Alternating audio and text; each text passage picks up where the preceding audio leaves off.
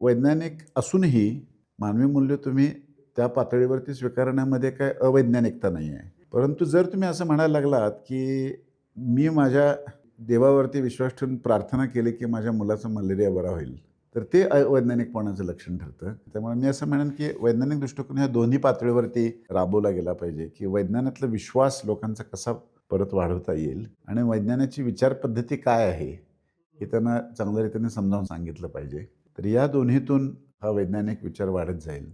तशा प्रकारची घुसळण आता भारतामध्ये काही प्रमाणात होते असं म्हणता येईल. म्हणजे आता अंधश्रद्धा निर्मूलन समितीसारखे जे लोक काम करत आहेत, ती जी एक वैचारिक संघर्ष आहे, की तुम्ही धर्मावरती विश्वास ठेवून, देवावरती विश्वास ठेवून कुठल्या गोष्टींचं आकलन करू शकाल आणि कुठल्या गोष्टीचं नाही करू शकणार. म्हणजे धर्म आणि राजकारण ह्याच्यामध्ये जी फारकत झाली, तो पण वैज्ञानिक दृष्टिकोनाचा एक भाग आहे, की जर तुम्हाला एखादा राजकारणी सांगायला लागला, की कशा प्रकारचं तुम्ही विज्ञान केलं पाहिजे किंवा जर तुम्हाला एखादा पोप किंवा एखादा पुजारी सांगायला लागला, शंकराचार्य जर सांगायला लागले, की अशा प्रकारच्या विज्ञानाचा तुम्ही अभ्यास केला पाहिजे. तर ते चुकीचं त्याच्यातून आपल्या देशाची प्रगती होणार नाहीये.